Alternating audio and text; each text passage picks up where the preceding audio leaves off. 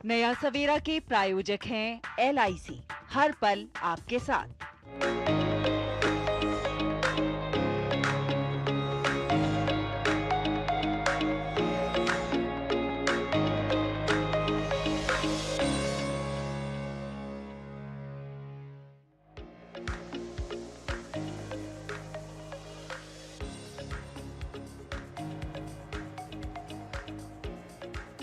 नमस्कार। नई उम्मीदें, नए सपने और एक नई शुरुआत। हर दिन इसी कोशिश के साथ हम लेकर आते हैं वो तमाम सकारात्मक खबरें डी न्यूज के मंच के इस माध्यम से, जहां morning prime time power pack show नया सवेरा में मैं हूं आंचल, मेरे साथ में मेरी सहयोगी संध्या। हमारी कोशिश होती है कि आत्मनिर्भर होते हुए भारत की एक सशक्त तस्वीर आपके सामने करें पेश। बिल्कुल, और इसके साथ साथ नया सवेरा के माध्यम से हम आपको अखबारों की दुनिया में भी ले चलेंगे और आत्मनिर्भर होते भारत की झलक के साथ आर्थिक विकास की रफ्तार भी आपको दिखाएंगे। खेल जगत की दुनिया में भी चलेंगे और बात करेंगे आपकी और हमारी सेहत की। साथ ही टेक टॉक और वर्ल्ड वॉच पर भी डालेंगे नजर। लेकिन आइए सबसे पहले सीधे रुख करते हैं इस वक्त की प्रमुख सुर्खियों का नया सवेरा में।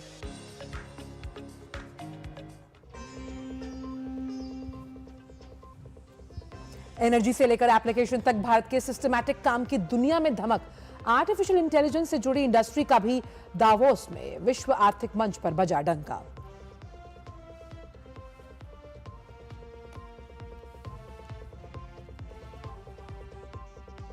वैश्विक मंच से अमेरिकी राष्ट्रपति ट्रंप ने पीएम मोदी को बताया शानदार इंसान और अपना मित्र।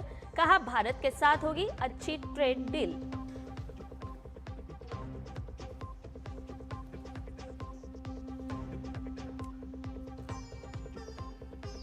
बांग्लादेश में हिंदू अल्पसंख्यकों पर अत्याचार के खिलाफ लंदन के पार्लियामेंट स्क्वायर में प्रदर्शन।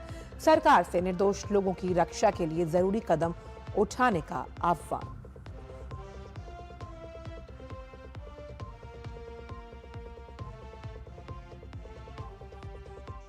पश्चिम बंगाल में चल रही एसआईआर प्रक्रिया का सख्ती से हो पालन। निर्वाचन आयोग ने सुप्रीम कोर्ट के आदेश का दिया हवाला।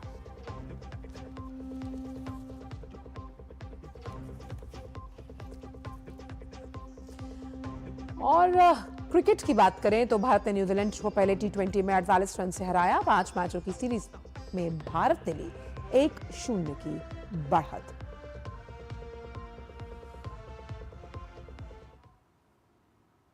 और शुरुआत नया सवेरा में कर रहे हैं स्विट्जरलैंड के दावोस से जुड़ी हुई खबर के साथ, क्योंकि यहाँ जो चल रहा है विश्व आर्थिक मंच से भारत की आर्थिक ताकत और निवेश क्षमता की गूंज सुनाई दे रही है। इस दौरान आयोजित एक कार्यक्रम में केंद्रीय मंत्री अश्विनी वैष्णव ने भरोसा जताते हुए कहा कि आने वाले समय में भारत दुनिया की तीसरी सबसे बड़ी अर्थव्यवस्था बनेगा।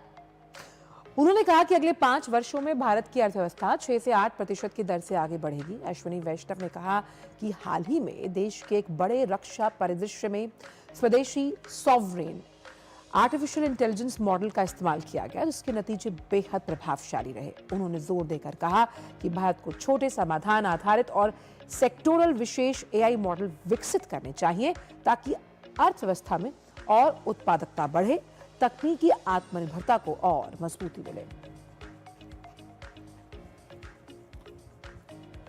During one major defense scenario in our country in the recent times, the sovereign model developed in our country, used in that particular operation, the results it produced was phenomenal. Phenomenal, I'm saying. So, if that is the scenario that we have experienced so far, the idea of having, as Arvind ji said, the trillion parameter models will become commoditized.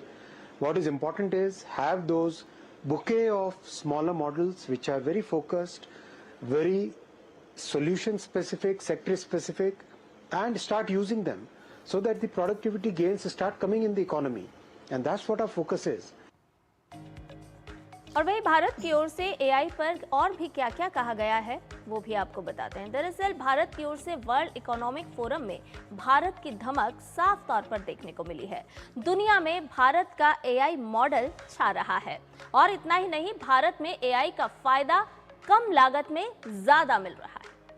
तो आप इसे ऐसे समझ सकते हैं कि जब हम AI के 5 एलिमेंट्स पर सिस्टमैटिक तरीके से काम करना जारी रखेंगे और उस लिहाज से इसी सिस्टमैटिक काम को पूरी दुनिया जो है वो सराह रही है, क्योंकि आर्टिफिशियल इंटेलिजेंस से जो तैयार मॉडल्स हैं, अगर वो किफ़ायती हैं, अनुरूप हैं जिस तरह की अर्थव्यवस्थाओं की संरचना की गई है, इसी तरह से ये 5 एलिमेंट्स जो हैं वो लगातार काम करते हुए नजर आ रहे हैं, जिसमें अश्विनी वैष्णव ने आर्टिफिशियल इंटेलिजेंस से जुड़े वैश्विक पैनल चर्चा में अपनी इस बात को रखा। उन्होंने कहा कि जीपीयू स्किल और जो भरोसेमंद एआई है उस पर सरकार का लगातार जोर है जब हम पब्लिक प्राइवेट पार्टनरशिप की भागीदारी की बात करते हैं तो। और इतना ही नहीं, सार्वजनिक निजी भागीदारी के जरिए जीपीयू की कमी भी दूर करेंगे और साथ साथ आईटी इंडस्ट्री और स्टार्टअप एआई के बेहतर इस्तेमाल पर जोर दिया जा रहा है। डीप फेक की अगर बात करें तो इसे सटीक तरीके से पकड़ने पर भारत का लगातार जोर है, ये बात भी केंद्रीय मंत्री अश्विनी वैष्णव ने कही। और इतना ही नहीं, सुरक्षित एआई के लिए तकनीकी उपाय पर सरकार का फोकस है। तो लगातार जिस तरह से जब हम आर्टिफिशियल इंटेलिजेंस में भारत को मुखरता और प्रखरता से अपनी बात कई मंचों पर रखते हुए देख रहे हैं, ऐसे में भारत की इस शक्ति को दरकिनार करना अब मुमकिन नहीं इन मल्टीलैटरल फोरम्स पर। और वहीं अमेरिका के राष्ट्रपति डोनाल्ड ट्रंप ने भारत के साथ ट्रेड डील के संकेत दिए। उन्होंने कहा कि अमेरिका और भारत के बीच शानदार व्यापारिक समझौता होगा। ये बात उन्होंने स्विट्जरलैंड के दावोस में वर्ल्ड इकोनॉमिक फोरम के इस मंच पर कही है। ट्रंप ने प्रधानमंत्री नरेंद्र मोदी की तारीफ की और कहा कि वो एक अच्छे इंसान और उनके दोस्त हैं। उन्होंने भरोसा जताया कि दोनों देशों के बीच एक अच्छा समझौता होगा। ये बयान ऐसे समय में आया है जब अमेरिका ने भारत पर 50% टैरिफ लगाया है। ये दुनिया में सबसे ज्यादा में से एक है। दोनों देश व्यापार वार्ता जारी रखने की बात कह रहे हैं, लेकिन अभी तक कोई समझौता नहीं हो पाया है। और दावोस में ही महाराष्ट्र के मुख्यमंत्री देवेंद्र फडणवीस ने नए व्यवसायों को बढ़ावा देने के लिए मुंबई हवाई अड्डे के पास अत्याधुनिक जो इनोवेशन सिटी है उसके विकास की घोषणा की है। मुख्यमंत्री ने बताया कि टाटा समूह इस परियोजना में $11 अरब का निवेश करेगा। इसका उद्देश्य स्टार्टअप समुदाय को सहयोग देने के लिए विशेष रूप से डिजाइन किया गया है, जिससे दुनिया भर की कंपनियां और startups plug and play innovation system का उपयोग कर सकेगी। इसके साथ ही परियोजना मुंबई को ग्लोबल इनोवेशन हब के तौर पर स्थापित करेगा, यानी कि तमाम राष्ट्र लगातार इस मंच से ज्यादा निवेश आकर्षित करने के इसी इरादे, मकसद और लक्ष्य को लेकर पहुंचे थे दावोस। ये इनोवेशन सिटी जो है ये दुनिया की इनोवेशन इकोसिस्टम को भारत में लाएगी, मुंबई में लाएगी। हम इसको इस प्रकार से तैयार करना चाहते हैं कि दुनिया में कोई भी अगर इनोवेशन का विचार करे तो उसको प्लग एंड प्ले इस प्रकार की व्यवस्था यहाँ पर मिले। आज ये जो इनोवेशन सिटी है और उसके साथ साथ जो डेटा सेंटर वगैरह है, इसके लिए टाटा सन्स ने $11 बिलियन का कमिटमेंट आज अनाउंस किया है। और हमारी इस अनाउंसमेंट के बाद बहुत बड़े पैमाने पर अब जो अंतर्राष्ट्रीय निवेशक है उनमें इस सिटी में आने के लिए बातचीत शुरू हुई है। और ज्यादा जानकारी ले लेते हैं, हमारे संवाददाता अखिलेश सुमन हमारे साथ जुड़ गए हैं। अखिलेश, एक तरफ ट्रेड वॉर और दूसरी तरफ भारत की आर्थिक रफ्तार, और इस बीच हम अगर एआई की बात करें तो भारत की धमक और भारत की चमक दावोस के मंच से भी दुनिया के सामने है। देखिए, निश्चित तौर पे भारत ने जो कंप्यूटर विज्ञान है, जब उस समय कंप्यूटर की बात शुरू हुई तो दुनिया में भारत ने काफी तेजी से प्रगति की। और उस समय ये आपने देखा कि दुनिया में हर जगह भारत के जो प्रोफेशनल थे उन्होंने जाकर कंप्यूटर में अपने झंडे गाड़े, उन देशों को कंट्रीब्यूट किया, अपने देश को कंट्रीब्यूट किया। बहुत देशों के व्यापार जो है वो बैकरूम व्यापार के जो सारे कारोबार हैं वो भारत से चलने लगे कंप्यूटर प्रोफेशनल्स के माध्यम से। उसी तरह जब एआई शुरू हुआ भारत में, उसका एक बेस पहले से बना हुआ है। पूरा जो हमारा सॉफ्टवेयर इंडस्ट्री के चलते हमारे जो नौजवान हैं उनके अंदर एक माहौल बना हुआ है। और ऐसे माहौल में जब एआई की शुरुआत हुई है तो एआई के लिए भी आपको देखिए दो चीजें चाहिए। एक तो पूरा सॉफ्टवेयर का एक इंफ्रास्ट्रक्चर चाहिए, वैसा माइंडसेट चाहिए, और तीसरी जो महत्वपूर्ण चीज होनी चाहिए कि वो टैलेंट होना चाहिए जो सोचे, क्रिएटिवली सोचे।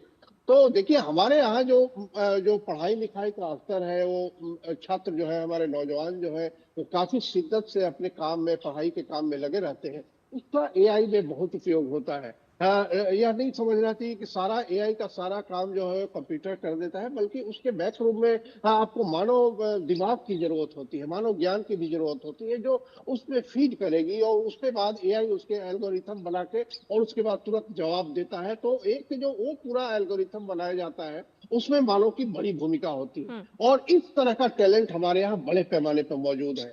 तो इस मामले में कहे कि एआई के लिए जो हमारी पृष्ठभूमि है वो काफी मजबूत है, और इसीलिए जो हमारे मंत्री अश्विनी वैष्णव ने वहां जो कहा है, तो निश्चित तौर पे एक भारत का एक प्रोजेक्शन दुनिया में, जब दुनिया में हर देश जो है एआई के माध्यम से अपनी अपनी ताकत बढ़ाना चाहता है, और एआई जो हो गया कि आने वाले दिनों का एक बड़ा महत्वपूर्ण एक योगदान होगा पूरे इंडस्ट्रियल क्षेत्र में, पूरे रणनीतिक क्षेत्र में, वैज्ञानिक क्षेत्र में, तकनीक के क्षेत्र में। तो वैसे में जो भारत की जो ताकत है, उस भारत की ताकत को बताना, खास करके वर्ल्ड इकोनॉमिक फोरम जैसे मंच पे जहां पूरी दुनिया के महत्वपूर्ण व्यवसायी मौजूद है, जो पूरी दुनिया के महत्वपूर्ण मल्टीनेशनल कंपनीज मौजूद है, और उसके अलावा पूरा दुनिया के जो है तो राजनीतिक वर्ग के जो नेता है वो मौजूद है। तो ऐसे में भारत का ये प्रोजेक्शन काफी महत्वपूर्ण है, और इस बात की पूरी संभावना है कि एआई के का अब और जो विस्तार होगा वह विस्तार भारत के दृढ़ विस्तार हो सकता है,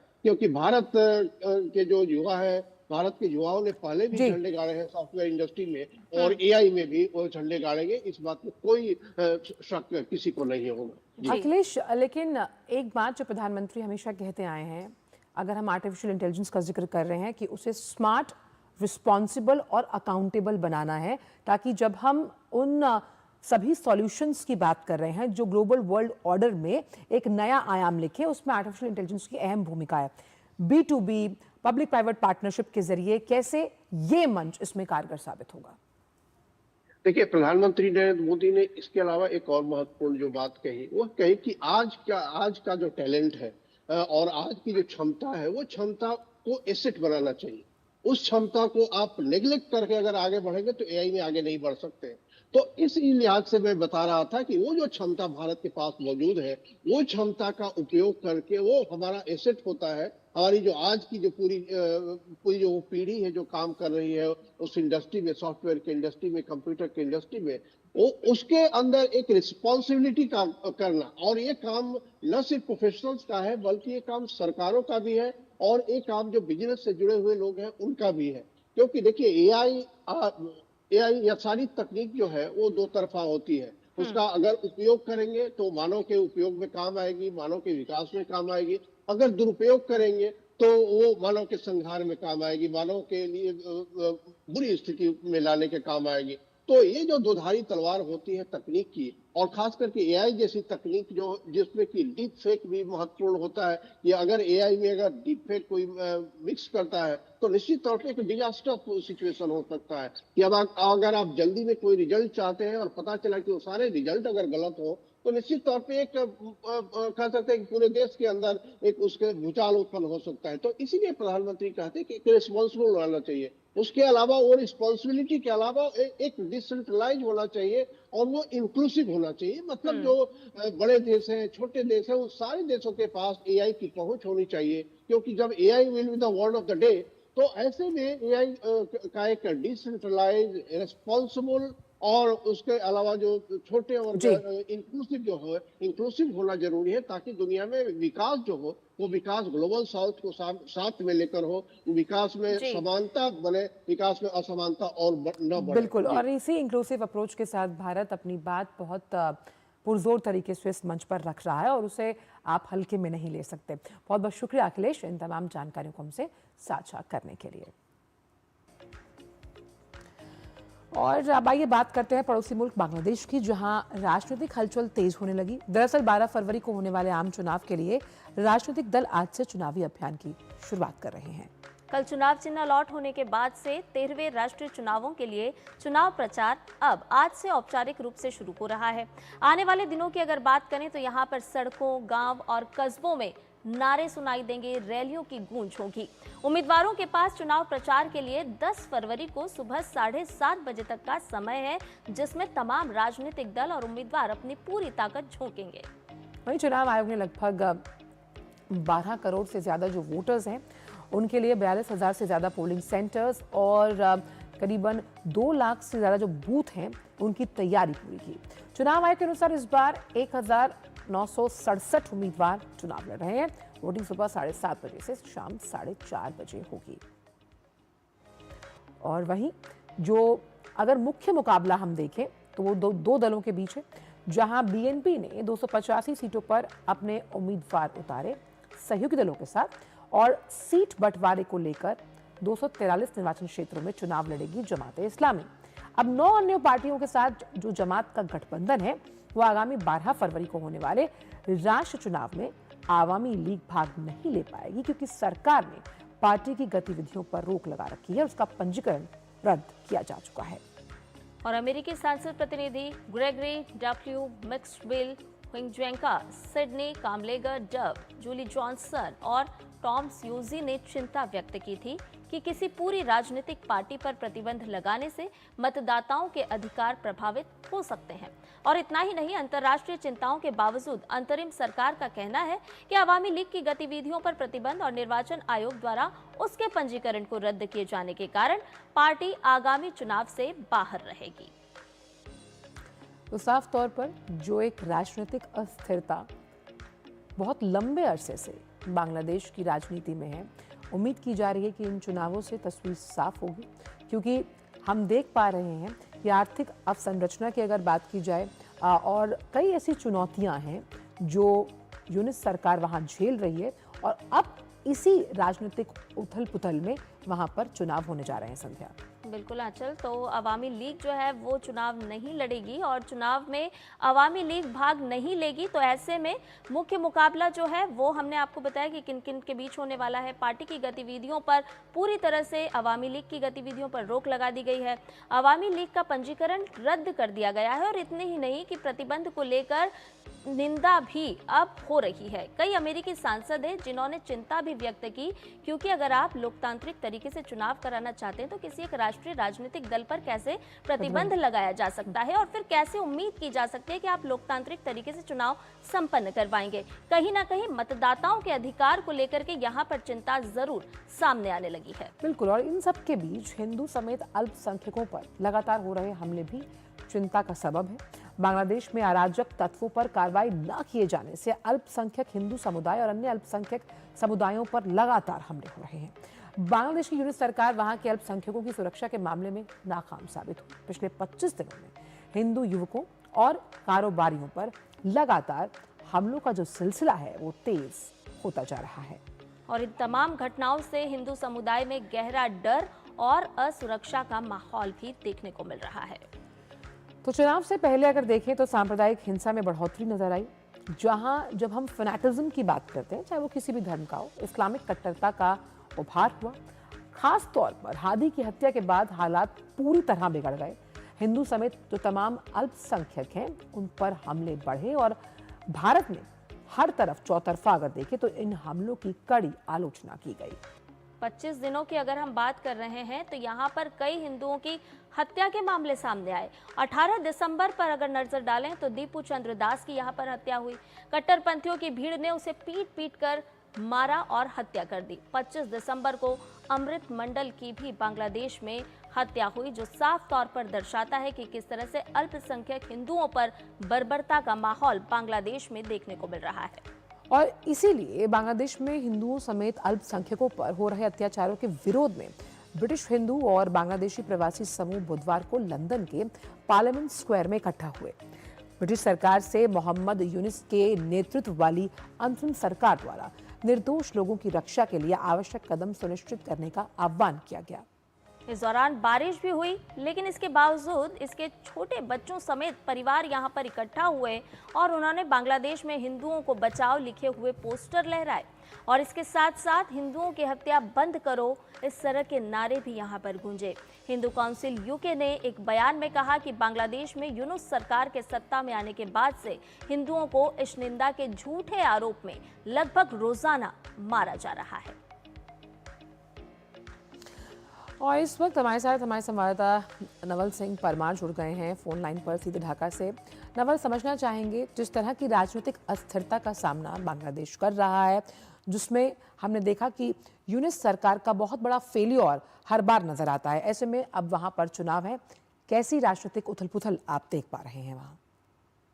देखिए, आज से पूरे बांग्लादेश में जो है आने वाली जो चुनाव है 12 फरवरी को होने वाला है, उसके लिए कैंपेनिंग प्रचार अभियान शुरू हो रहा है। ऑफिशियली, इनफॉर्मली तो प्रचार अपने अपने क्षेत्र में कैंडिडेट्स और जो है वो कर ही रहे थे, लेकिन फॉर्मली चुनाव चिन्ह आवंटित होने के बाद आज ऑफिशियली चुनाव प्रक्रिया आरंभ हो रही है। और उसमें देखा जाए तो बांग्लादेश नेशनलिस्ट पार्टी जो मुख्य प्रतिस्पर्धी माना जा रहा है, उसका जो लीडर है तारिक रहमान चेयरमैन, वो सिलट जो बांग्लादेश का डिवीजन है वहां से कैंपेन स्टार्ट कर रहे हैं। जबकि जमाते इस्लामी जिसको उसका प्रतिद्वंदी माना जा रहा है, दोनों के बीच में फाइट है, वो ढाका से और फिर कल जो है कल परसों 2 दिन वो नॉर्थ बांग्लादेश के जो डिस्ट्रिक्ट्स है वहां से चुनाव अभियान की शुरुआत करेंगे।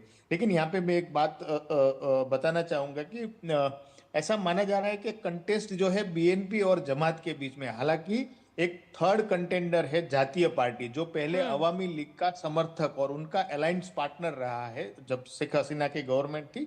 उन्होंने भी अराउंड 200 सीट्स पे जातीय पार्टी जो है इलेक्शन कंटेस्ट कर रहा है। और जातीय party north Bangladesh based regional party है, उसका नॉर्थ बांग्लादेश में काफी अच्छा पकड़ माना जाता है। और जब अवामी लीग कंटेस्ट नहीं कर रहा है, ऐसी स्थिति में जो अवामी लीग के जो कोर वोटर है उनके पास या तो वो जमात को वोट दे या फिर बीएनपी को वोट दे, वो होना थोड़ा मुश्किल लग रहा है। तो उनके पास एक ही ऑप्शन बचता है, या तो इंडिपेंडेंट कैंडिडेट को वोट करे या फिर जातीय पार्टी को। तो ऐसी स्थिति में जातीय पार्टी भी एक महत्वपूर्ण कंटेंडर जो है इस इलेक्शन में माना जाएगा। और इंडिपेंडेंट कैंडिडेट्स जो भी है, तो इंडिपेंडेंट्स भी बड़ी संख्या में 300 से ज्यादा इंडिपेंडेंट कैंडिडेट कंटेस्ट कर रहे हैं हर एक सीट पे, टोटल 300 सीटों पे मिलके। तो इंडिपेंडेंट कैंडिडेट के लिए भी यहाँ पे देखा जाए तो वो बीएनपी या जमात का गेम बिगाड़ सकते हैं। नवल सिंह, यहाँ पर 2 सवाल उठकर के सामने आ रहे हैं। एक तो ये कि जिस तरह से अवामी लीग को प्रतिबंधित किया गया है, तो क्या इस दल से जुड़े हुए, इस विचारधारा से जुड़े हुए उम्मीदवार जिस तरह से इंडिपेंडेंट चुनाव लड़ सकते हैं क्योंकि उनका अपना वोट बैंक है? और दूसरी बात ये कि अगर किसी इस तरह के दल को प्रतिबंधित कर दिया जाता है तो क्या लोकतांत्रिक तरीके से चुनाव संपन्न होने की संभावना बढ़ती है या फिर घटती हुई नजर आती है? क्योंकि तमाम शंका और आशंकाएं हैं इस वक्त बांग्लादेश में। देखिए, जो अवामी लीग के ऊपर प्रतिबंध लगा और उसके बाद उनके लीडर्स के जो आप बात कर रहे हैं कि वो कंटेस्ट कर सकते हैं कि नहीं, तो अवामी लीग के लीडर जो है, जो पार्लियामेंट्री इलेक्शन कंटेस्ट करने के लेवल के जो लीडर है, वो या तो वो देश छोड़ के भाग गए हैं या तो फिर जेल में है या वो मारे गए हैं। तो उस लेवल के लीडर्स अवामी लीग के अभी ग्राउंड पे है नहीं बांग्लादेश में। तो अवामी लीग के लिए जो मिडिल लेवल जो पार्लियामेंट इलेक्शन कंटेस्ट कर सके उस लेवल के लीडर बहुत कम है। अगर वो बाहर आएंगे तो भी उनको जिस तरीके का माहौल है उसको देखते हुए उनके लिए जोखिम है यहाँ पे। तो वो इलेक्शन कंटेस्ट करने के लिए डायरेक्टली नहीं आएंगे। उनके सपोर्टर्स है या जो अन्य पार्टी के जो उनके तालमेल के लोग हैं उनको वो सपोर्ट कर सकते हैं। दूसरा बात जो आपने बोला कि ऐसे प्रतिबंध लगाने से, तो प्रतिबंध लगाने से इंक्लूसिवनेस जो है इलेक्शन का, वो पार्टिसिपेटरी इलेक्शन नहीं रहेगा। अवामी लीग एक बड़ा पॉलिटिकल पार्टी है जिसका बड़ा वोट बैंक है, वन ऑफ द बिगेस्ट, और पिछले 15 साल से वो सत्ता में था। तो अवामी लीग को बैन करने से जो उनके सपोर्टर्स है, उनके एक्टिविस्ट है, उनके वोटर्स है, उनके लिए ऑप्शन जो है सीमित हो जाते हैं। उनके पास ऑप्शन ही नहीं है एक तरीके से देखा जाए तो। और इंडिपेंडेंट इलेक्शन कंटेस्ट करना, उसमें एक क्लोज बांग्लादेश में है कि कोई कैंडिडेट इंडिपेंडेंट इलेक्शन तभी लड़ सकता है जब उस कंस्टिट्यूएंसी के 1% वोटर उसको लिखित समर्थन दे। तो ऐसे में हर एक के लिए समर्थन जुटाना वो पॉसिबल नहीं है। तो ऐसे इंडिपेंडेंट कैंडिडेट के जो नंबर्स जो है, संख्या कम दिख रहा है, उसका एक रीजन ये है कि 1% समर्थन के बिना आप इंडिपेंडेंट कैंडिडेचर फाइल नहीं कर सकते। तो ऐसी स्थिति में जो अवामी लीग के वोटर्स है उनके लिए अपनी जो पसंदीदा कैंडिडेट पसंद करने के लिए उनके पास बहुत कम मौके हैं, उनके पास बहुत कम विकल्प है। तो एक तरीके से देखा जाए तो पार्टिसिपेट इलेक्शन नहीं कह सकते। चलिए, बहुत बहुत शुक्रिया आपका नवल, इन तमाम जानकारी को हमसे साझा करने के लिए। और वक्त ब्रेक का, ब्रेक के उस पर भी खबरों का सिलसिला डी न्यूज़ पर रहेगा जारी। आप देखते रहिए नया सवेरा।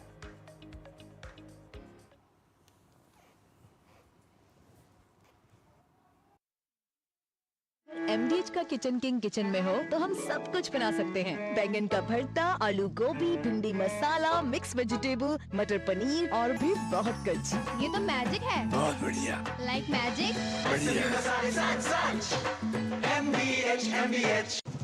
ओ हरी भैया, अरे वाह, खेतों में कौन सी फसल लगाए हो? 12 महीने कमा कर दे ऐसी फसल। क्या? मैंने नया व्यवसाय शुरू किया है। उसके लिए पैसे? इसमें किसी निवेश की जरूरत ही नहीं। अच्छा मुखिया जी। अरे मुखिया जी नमस्ते। अरे हरी, कब आ रहे हो? आप बस चलिए मैं पहुंचता हूं। अब मैं LIC एजेंट हूं। LIC एजेंट बनो, अब बड़ा सोचो। हमारी वेबसाइट पर जाएं या अपनी नजदीकी LIC शाखा से संपर्क करें। टिंग टिंग, अम्मा मैसेज। मैं आपके मौसा के चाचा का नाती का पोता, शादी का कार्ड मैसेज में भेजा है, डाउनलोड करिए और आशीर्वाद दीजिए। मैं तो आपको जानती भी नहीं, फिर भी शादी का कार्ड खोलूं? मैं मूर्ख नहीं हूँ। क्या बात है अम्मा। UPI कहता है अगर कोई अनजान नंबर से फाइल या लिंक भेजे तो क्लिक मत करो और कहो मैं मूर्ख नहीं।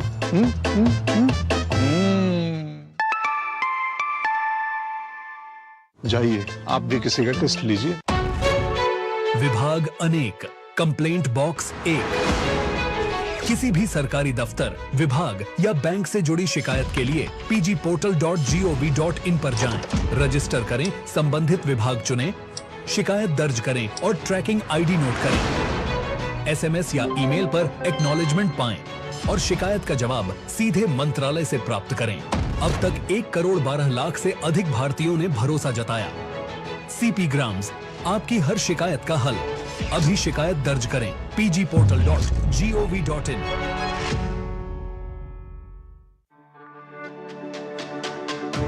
मेरी पसंद, मेरी पसंद, मेरी पसंद, मेरी पसंद, हमारी पसंद, हम सबकी पसंद। मजबूत देश का मजबूत सरिया हो गया स्टील। और ब्रेक के बाद नया सवेरा में आपका एक बार फिर से स्वागत है। आपको बता दें कि सूत्र बता रहे हैं कि भाजपा के राष्ट्रीय अध्यक्ष निर्वाचित होने के बाद प्रदेश इकाइयों के अपने पहले दौरे के क्रम में नितिन नवीन पश्चिम बंगाल के दौरे पर जाने वाले हैं। वो 27-28 जनवरी को पश्चिम बंगाल के दौरे पर रहेंगे। नितिन नवीन अपनी पश्चिम बंगाल दौरे की शुरुआत 27 जनवरी को दुर्गापुर से करेंगे। अपने प्रवास के दौरान वो प्रदेश भाजपा नेतृत्व के साथ साथ विभिन्न पार्टी मोर्चों और जिला स्तरीय संगठनों के नेताओं के साथ बैठक करेंगे और इस बैठक में नितिन नवीन आगामी विधानसभा चुनाव के मद्देनजर न केवल जीती हुई सीटों को बरकरार रखने पर मंथन करेंगे बल्कि अन्य नई सीटों पर जीत की रणनीति भी बनाएंगे। सूत्रों के अनुसार इसके साथ ही टीएमसी के कथित उत्पीड़न और घुसपैठ जैसे ज्वलंत मुद्दों पर ममता सरकार को घेरने का ब्लूप्रिंट भी साझा करेंगे। वो अध्यक्ष पद की जिम्मेदारी संभालने के ठीक अगले ही दिन यानी कि 21 जनवरी को नितिन नवीन ने सभी प्रदेश अध्यक्षों और संगठन के अन्य पदाधिकारियों के साथ बैठक भी की थी और इस बैठक में सभी प्रदेश अध्यक्षों ने अपने प्रदेश में पार्टी संगठन की स्थिति और संभावनाओं की जानकारी नितिन नवीन से साझा की थी। पश्चिम बंगाल में पार्टी नेताओं के अनुसार टीएमसी कार्यकर्ताओं द्वारा जनता का उत्पीड़न किया जा रहा है और बांग्लादेशी घुसपैठियों का मुद्दा पश्चिम बंगाल में अहम है। राष्ट्रीय अध्यक्ष का ये दौरा राज्य में 2026 के विधानसभा चुनावों के लिए भाजपा की चुनावी रणनीति को अंतिम रूप देने की दिशा में एक महत्वपूर्ण कदम है। और गृह मंत्री अमित शाह का उत्तराखंड दौरे का आज दूसरा दिन है। आज वो हरिद्वार में Patanjali emergency and critical care hospital का उद्घाटन करेंगे और इसके बाद वो शांति कुंज स्थित गायत्री तीर्थ पर अखंड ज्योति के दर्शन भी करेंगे। इसके अलावा वो बैरागी द्वीप पर परम वंदनीय माता भगवती देवी शर्मा जी की जन्म शताब्दी एवं अखंड दीप शताब्दी वर्ष पर गायत्री परिवार द्वारा आयोजित शताब्दी वर्ष समारोह 2026 में शामिल होंगे। दौरे के पहले दिन गृह मंत्री अमित शाह ने उत्तराखंड के ऋषिकेश में गीता भवन स्वर्ग आश्रम में गीता प्रेस द्वारा प्रकाशित मासिक पत्रिका कल्याण के शताब्दी अंक के विमोचन समारोह में हिस्सा लिया और इस मौके पर अमित शाह ने गीता प्रेस के योगदान की सराहना की। गृह मंत्री के मुताबिक भारतीय संस्कृति सनातन धर्म के प्रचार प्रसार में गीता प्रेस की भूमिका ऐतिहासिक रही। और अब बात करते हैं निर्वाचन आयोग और एसआईआर प्रक्रिया से जुड़ी हुई खबर की, क्योंकि निर्वाचन आयोग ने पश्चिम बंगाल में चल रहे एसआईआर की प्रक्रिया के लिए सुप्रीम कोर्ट के 19 जनवरी के आदेश का सख्ती से अनुपालन सुनिश्चित करने के लिए राज्य सरकार को महत्वपूर्ण निर्देश जारी किए हैं, जिसमें कोर्ट ने एसआईआर प्रक्रिया में पारदर्शिता, सुविधा और लोगों पर अनावश्यक तनाव न डालने पर जोर दिया था। हर जिला कलेक्टर, पुलिस अधीक्षक को भी निर्देश है कि वो पर्याप्त कर्मचारी और सुरक्षा बल तैनात करें, जिससे एसआईआर की कार्यवाही बिना किसी बाधा के चले। पुलिस महानिदेशक, कोलकाता पुलिस आयुक्त, प्रत्येक जिले के पुलिस अधीक्षक को सख्त हिदायत दी गई कि सुनवाई स्थलों पर कोई कानून व्यवस्था की समस्या न हो और एसआईआर गतिविधियां शांतिपूर्ण ढंग से संचालित हों। पत्र में चेतावनी दी गई है कि यदि कोई अधिकारी या विभाग निर्देशों का पालन नहीं करता है या फिर चूक के कारण बाधा उत्पन्न होती है तो फिर कड़ी कार्रवाई की जाएगी।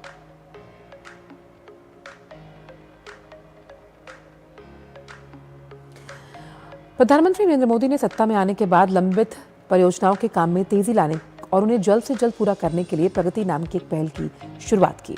इस पहल की 50 बैठकें हो चुकी हैं और 85 लाख करोड़ से 3,300 से ज्यादा जो परियोजनाएं हैं उन्हें जल्द पूरा किया गया। प्रगति की ये पहल आखिर कैसे कमाल कर रही है, इसी पर हम लगातार एक सीरीज चला रहे हैं जिसका नाम है प्रगति एट 50, विकास को गति।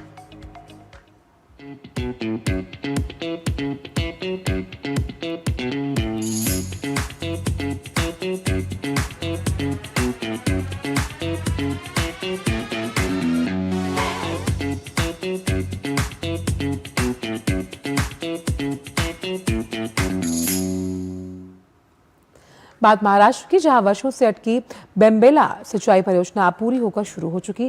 प्रधानमंत्री कृषि सिंचाई योजना के तहत इस परियोजना को प्रगति पोर्टल पर लाए जाने के बाद जिस तरह से काम में रफ्तार पकड़ी, ये सुशासन का एक बड़ा उदाहरण बनकर सामने आई है।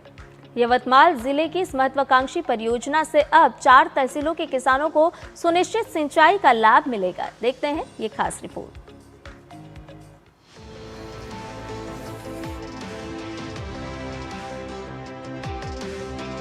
महाराष्ट्र के यवतमाल जिले की बेम्बला नदी पर आधारित बेम्बला सिंचाई परियोजना स्थानीय किसानों के लिए विकास की एक नई उम्मीद बनकर उभरी है। इस परियोजना को अप्रैल 2007 में 2,685 करोड़ रुपए की लागत से मंजूरी मिली थी।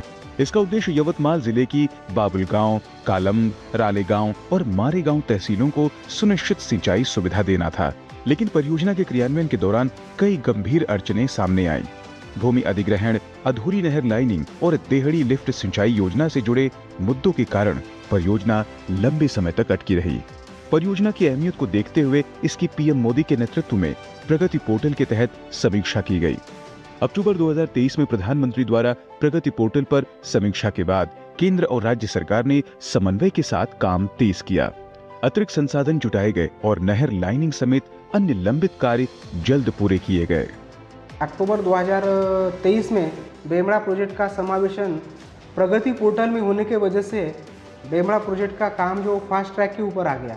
और फास्ट ट्रैक के आने की वजह से बेमड़ा प्रोजेक्ट में डहनी का काम है, मुख्य कालवा का लाइनिंग का काम है और फिर जो लैंड एक्विजिशन का काम है, ये सब काम ये फास्ट ट्रैक के ऊपर आ गए। इस वजह से प्रोजेक्ट अभी लाइन अप पे हो गया और इस साल जून 2026 तक प्रोजेक्ट का पूरा काम कंप्लीट करने का पूरा प्लानिंग है। प्रगति समीक्षा के बाद तस्वीर बदलती नजर आई। राज्य सरकार ने निगरानी बढ़ाई, अतिरिक्त बैचिंग प्लांट लगाए गए और कार्य योजना को दोबारा तैयार किया गया। इसके चलते कुल 112 किलोमीटर में से करीब 87 किलोमीटर नहर लाइनिंग का काम पूरा किया गया। केंद्र और राज्य सरकार के बेहतर समन्वय और प्रगति पोर्टल की लगातार निगरानी का नतीजा यह हुआ कि वर्षों से अटकी बेम्बला सिंचाई परियोजना आखिरकार 30 जून 2025 को चालू हो गई। यह परियोजना शुरू होने से महाराष्ट्र में विदर्भ के किसानों को बड़ी राहत मिलेगी। इससे आसपास की तहसीलों में किसानों को सुनिश्चित जल आपूर्ति मिलेगी। इससे फसल विविधीकरण और वर्षा पर निर्भरता में कमी आएगी। कृषि उत्पादन बढ़ने के साथ साथ किसानों की आय में सुधार और ग्रामीण इलाकों में रोजगार के नए अवसर पैदा होने की उम्मीद है। पहले हम एक फसल लेते थे, अभी पानी आने के बाद 2 फसल ले रहे हम। जब से वो कैनल आया है तब से हमारा कापूस, तूर, चना हम ले रहे हैं, गेहूँ ले रहे हैं। कैनल के भरोसे भी हम सब कुछ सुखी और समाधानी है और अच्छे हैं। बिमला सिंचाई परियोजना को प्रगति पोर्टल पर लाए जाने के बाद जिस तरह से काम ने रफ्तार पकड़ी वह सुशासन का एक बड़ा उदाहरण बनकर सामने आया है। यह परियोजना दिखाती है कि प्रगति जैसे मंच किस तरह वर्षों से लंबित योजनाओं को जमीन पर उतारने में अहम भूमिका निभाते हैं। विदर्भ के किसानों के लिए यह सिर्फ एक योजना नहीं बल्कि विकास के नए अवसर लेकर आई है। Bureau report, DD news.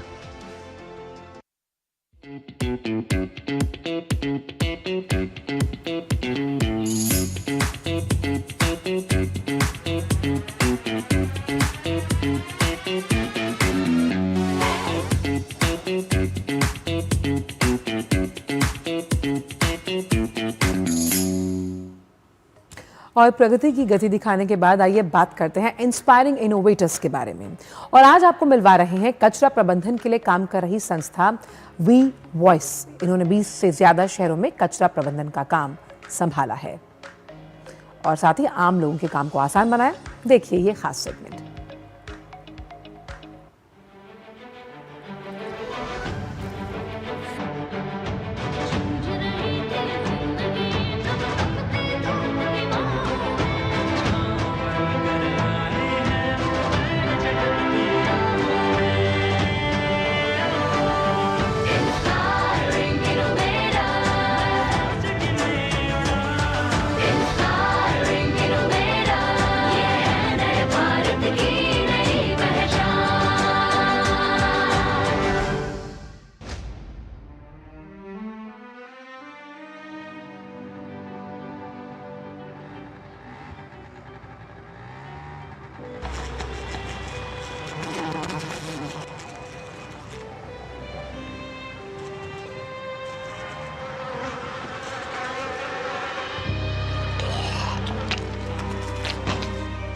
घुट रही थी जिंदगी जब कूड़े कचरे के ढेरों में, मसीहा बनकर आए हैं वो, सवार दी जिंदगी शहरों में। इंस्पायरिंग इनोवेटर्स, और आज के हमारे इंस्पायरिंग इनोवेटर्स हैं वी वॉइस के फाउंडर्स। एक म्युनिसिपल कमिश्नर अपने सिटी की सैनिटेशन मीटिंग ले रहे थे और वो बहुत फ्रस्ट्रेटेड थे, कारण उनके जितने भी एफर्ट्स थे उसके बावजूद सिटी का जो सैनिटेशन था वो बहुत खराब चल रहा था। एट द सेम टाइम जो सैनिटेशन वर्कर्स थे वो अपना पूरा ट्राई कर रहे थे कि सिटी की सर्विसेज बहुत अच्छी हो, और उन्हें भी समझ नहीं आ रहा था कि ऐसा क्या गैप है जिसकी वजह से जो सुविधाएं हैं वो अच्छी नहीं हो रही हैं। और वहीं से वी वॉइस की शुरुआत हुई। वी वॉइस का मतलब है टू सी और टू मॉनिटर। हमने वेस्ट मैनेजमेंट की समस्या पर मंथन किया और बनाया एक 3 लेयर डिजिटल सॉल्यूशन। पहला, सैनिटेशन वर्कर्स के लिए जो वर्कर्स को बताता है उनके पिकअप पॉइंट्स के बारे में और उनकी डेली एक्टिविटीज आसान करता है। दूसरा, म्युनिसिपल बॉडीज के लिए डैशबोर्ड जो उन्हें बताता है कि कितने टाइम में कितना एरिया क्लीन हो चुका है। और तीसरा, जनता के लिए जो उन्हें कचरे का पिकअप टाइम बताता है और कंप्लेंट दर्ज करने का और स्पेशल पिकअप बुक करने का ऑप्शन भी देता है। हर रोज एक नया चैलेंज होने के बावजूद ये वी वॉइस की जिम्मेदारी है कि उनके वर्कर्स, उनके व्हीकल्स सारे रूट पे 100% काम करें। 1000+ ट्रेन्ड वर्कर्स के लिए ESIC, PPF, SOPs सब कुछ सिस्टमैटिक है। वी वॉइस ऐसा मॉडल तैयार करना चाहता है जो दुनिया भर में अडॉप्ट किया जा सके। वी वॉइस के द्वारा इनोवेटिव टेक्नोलॉजी का प्रयोग करते हुए, चाहे वो RFID कार्ड का लगाना हो या GPS सिस्टम जो व्हीकल्स में लगाने का कार्य हो, या फिर कंट्रोल सेंटर के माध्यम से जो डोर टू डोर कलेक्शन वाहन है उनकी मॉनिटरिंग का काम हो, बहुत ही बेहद और इनोवेटिव तरीके से किया जा रहा है। सिर्फ कलेक्शन ही नहीं, वी वॉइस वेस्ट प्रोसेसिंग भी करता है, यानी सर्क्यूलर इकोनॉमी। वेस्ट रिकवरी और वेस्ट रिसाइकलिंग के अलावा इस वेस्ट से बनता है खाद, बायोगैस, RDA फ्यूल जो सीमेंट फैक्ट्री और रोड बनाने में काम आता है। वी वॉइस के पारदर्शी पेमेंट सिस्टम से हमें और आमदनी के अवसर मिले। वी वॉइस के आने के बाद हमारा काम और भी आसान और प्रभावी ढंग से होने लगा है। अब वी वॉइस से जुड़कर फीडबैक देना काफी इजी हो गया है। गाड़ी टाइम पे आती है और हमारा एरिया पहले से साफ सुथरा रहता है। वीवॉइस के द्वारा और टाउन्स में भी राजस्थान में लगभग मोर देन 20 टाउन्स हैं जिसके अंदर ये सॉलिड वेस्ट के संबंध में अच्छा काम कर रहे हैं और अवेयरनेस भी जो आईसी एक्टिविटीज हम कहते हैं वो भी अच्छा काम हो रहा है। आज वीवॉइस 20 से ज्यादा शहरों में cleaner and greener environment provide कर रहा है। 4 लोगों से शुरू हुआ सफर आज 1700 से भी ज्यादा लोगों का परिवार बन चुका है। वी वॉइस ने काफी जिंदगियां संवारी और वी वॉइस के फाउंडर्स को बनाया इंस्पायरिंग इनोवेटर्स। ये है नए भारत की नई पहचान।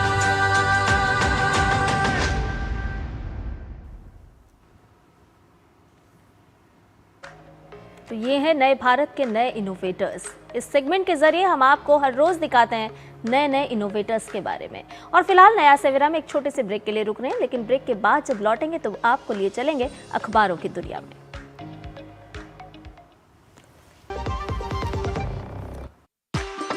MDH कसूरी मेथी लाजवाब है, लाजवाब है।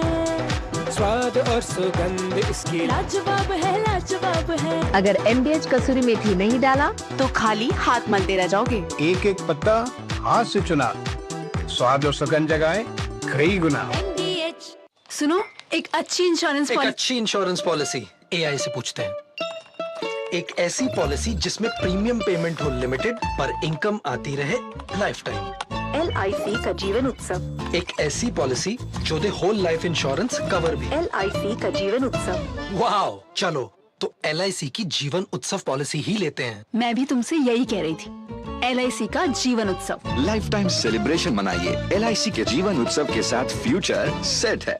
जब धरती चीर कर निकलता है लोहे का पत्थर और मिलता है मोंगिया के जोश से, फिर तपता है, पिघलता है और बनता है फौलाद।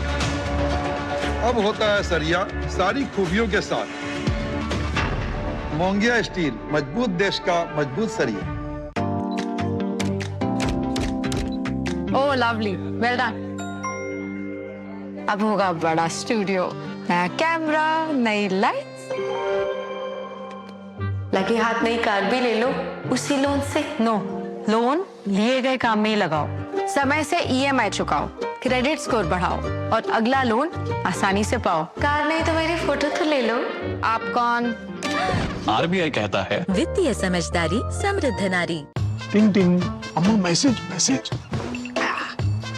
मैं आपके मौसा के चाचा का नाती का पोता, शादी का कार्ड मैसेज में भेजा है, डाउनलोड करिए और आशीर्वाद दीजिए। मैं तो आपको जानती भी नहीं, फिर भी शादी का कार्ड खोलूं?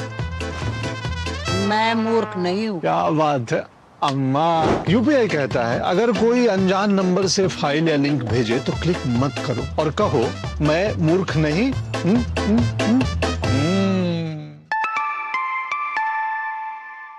जाइए, आप भी किसी का टेस्ट लीजिए। और आइए अब नया सवेरा में रुख करते हैं ब्रेक के बाद समाचार पत्रों में छपी प्रमुख और दिलचस्प खबरों का प्रेस रिपोर्ट्स के जरिए। और पहली खबर साझा करेंगी मेरी सहयोगी संध्या।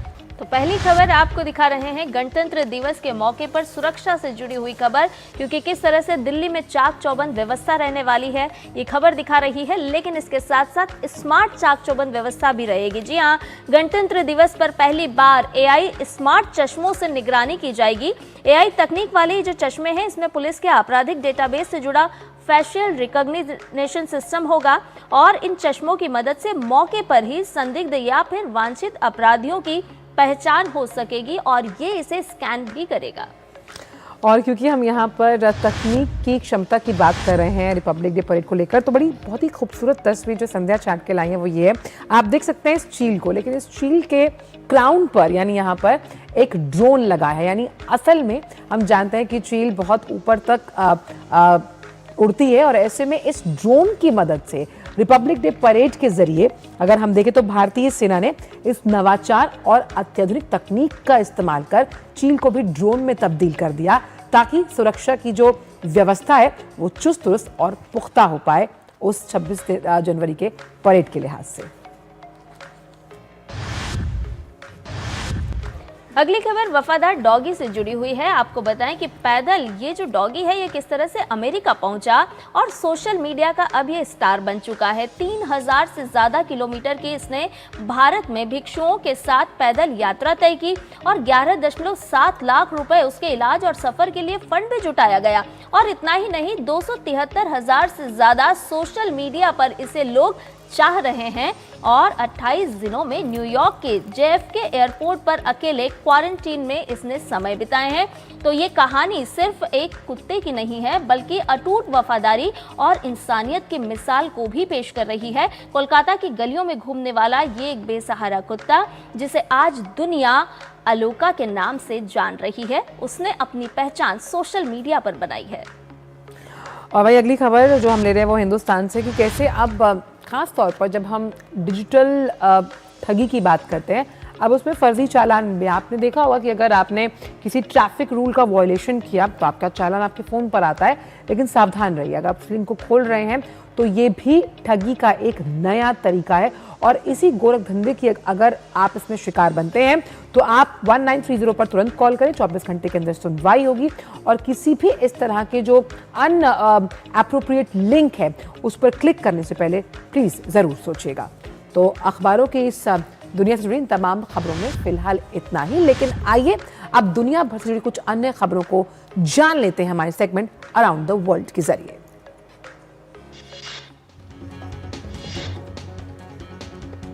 अमेरिकी राष्ट्रपति ने कहा है कि वो ग्रीनलैंड पर कब्जा करने के लिए बल का प्रयोग नहीं करेंगे, लेकिन आर्कटिक द्वीप पर वॉशिंगटन को स्वामित्व दिए जाने की मांग उन्होंने दोहराई। ट्रंप ने कहा कि वो ग्रीनलैंड के अधिग्रहण पर चर्चा के लिए तत्काल बातचीत शुरू करना चाहते हैं।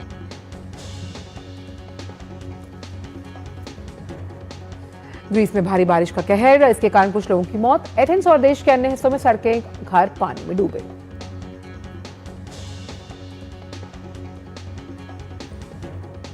पाकिस्तान के कराची में गुल प्लाजा शॉपिंग मॉल में लगी भीषण आग के बाद मलबे से और 25 शव बरामद किए गए हैं, जिससे मृतकों की संख्या करीब 50 पहुंच गई है। राहत एजेंसियों के मुताबिक 84 लोग अब भी लापता हैं। चिली के राष्ट्रपति गैब्रियल बोरेक और उनके उत्तराधिकारी ने जंगल की आग से प्रभावित क्षेत्रों का किया दौरा। कम से कम 20 लोगों की मौत, क्षेत्र आपदा की स्थिति में अभी भी।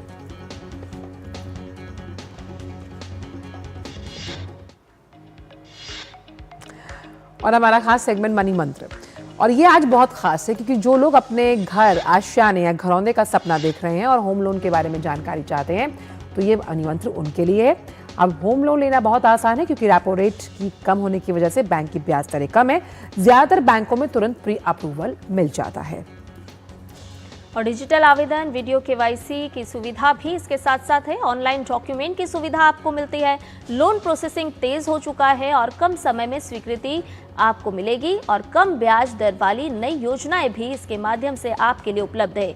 EMI का बोझ कम होगा। स्टेप अप या प्री पेमेंट की सुविधा भी इसके माध्यम से आपको मिलेगी। और प्रधानमंत्री आवास योजना की अगर जिक्र हम कर रहे हैं तो क्रेडिट लिंक्ड सब्सिडी स्कीम का लाभ भी आपको मिलता है। तो EMI के बोझ के कम होने की वजह से अब फाइनेंस कंपनियां जो हैं वो ज़्यादा प्रतिस्पर्धी बने, इसलिए ज़्यादा से ज़्यादा ऑफर्स लेकर आती हैं।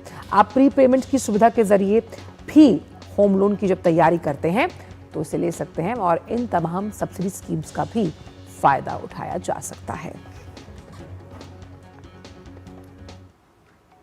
और देखते हमारा खेल से जुड़ा सेगमेंट स्पोर्ट्स ट्रैक, अंदाज रहेगा फटाफट। भारत ने न्यूजीलैंड को पहले T20 मुकाबले में 48 रन से हराकर सीरीज में 1-0 की बढ़त बना ली है। नागपुर में पहले बल्लेबाजी करते हुए भारत ने 238 रन बनाए। जवाब में न्यूजीलैंड टीम 190 रन ही बना पाई। न्यूजीलैंड के बल्लेबाज डेरिल मिचेल विराट कोहली को ICC वनडे बल्लेबाज रैंकिंग में शीर्ष स्थान से पछाड़कर नंबर 1 के स्थान पर हुए काबिज। भारत के पूर्व कप्तान और स्टार बल्लेबाज रोहित शर्मा को क्रिकेट में उनके योगदान के लिए शनिवार को अजिंक्य टिवाई पाटिल विश्वविद्यालय के दीक्षांत समारोह में मानद डॉक्टरेट की उपाधि से सम्मानित किया जाएगा। बात लद्दाख की, जमा देने वाली ठंड के बीच खेलो इंडिया विंटर गेम्स में आज एथलीट्स आइस हॉकी के ग्रुप मुकाबलों में हिस्सा लेंगे, जबकि शॉर्ट ट्रैक, लॉन्ग ट्रैक की स्पीड स्केटिंग की शुरुआत NDS स्टेडियम और गुपुक झील में होगी। खेलो इंडिया विंटर गेम्स में दर्शकों के पसंदीदा खेल आइस हॉकी में मेजबान लद्दाख और आईटीबीपी के बीच बर्फ पर जबरदस्त शारीरिक संघर्ष और रफ्तार का खेल देखने को मिला। रोमांचक मैच में लद्दाख ने 3-1 से जीत दर्ज की। भारत की स्टार शटलर पीवी सिंधु किदाम्बी श्रीकांत ने इंडोनेशिया मास्टर 2026 के पहले राउंड में जीत दर्ज करते हुए अगले दौर में प्रवेश कर लिया। आज सिंधु का मुकाबला डेनमार्क की लाइन केल्सफेल्ड चीन की हान कियानशी के साथ है। और आइए अब चलते हैं कृषि जगत में, जान लेते हैं आज हम आपके लिए क्या खास लाए हैं। तो बात करते हैं केंद्र सरकार की, जिसने राष्ट्रीय प्राकृतिक खेती मिशन के तहत किसानों को प्राकृतिक खेती अपनाने की दिशा में प्रेरित किया। इससे जहां किसानों की लागत कम हो रही है तो वहीं मिट्टी की सेहत सुधर रही है। देखिए रिपोर्ट। के किसानों को नेचुरल फार्मिंग के लिए भी बहुत प्रोत्साहन दे रही है। हमने नेशनल मिशन और नेचुरल फार्मिंग शुरू की। आज लाखों किसान इससे जुड़ चुके हैं।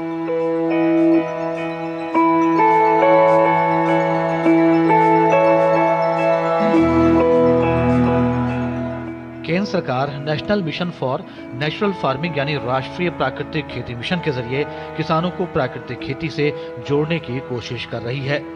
इसे कृषि एवं किसान कल्याण मंत्रालय के तहत देश भर में रसायन मुक्त, शून्य इनपुट, पारिस्थितिकी आधारित प्राकृतिक खेती को बढ़ावा देने और किसानों की आय बढ़ाने के लिए शुरू किया गया है। रासायनिक खाद और कीटनाशकों के बढ़ते इस्तेमाल से जहां एक ओर मिट्टी की उर्वरता लगातार घट रही है, वहीं दूसरी ओर किसानों पर लागत का बोझ भी बढ़ता जा रहा है। रासायनिक उर्वरक का अधिक उपयोग मानव स्वास्थ्य के लिए हानिकारक है। इससे शरीर में तरह तरह की बीमारियां पैदा हो सकती हैं। ऐसे में प्राकृतिक खेती इस समस्या का अस्थायी समाधान बन सकती है। प्राकृतिक खेती में फसल उगाने के दौरान मिट्टी में 17 महत्वपूर्ण पोषक तत्व मौजूद रहते हैं, जो मानव शरीर को मजबूत बनाते हैं और स्वास्थ्य के लिए लाभकारी हैं। इसके अलावा प्राकृतिक खेती से मिट्टी में सूक्ष्म जीवाणु बढ़ते हैं, पानी की जरूरत कम होती है और फसल की गुणवत्ता बेहतर होती है।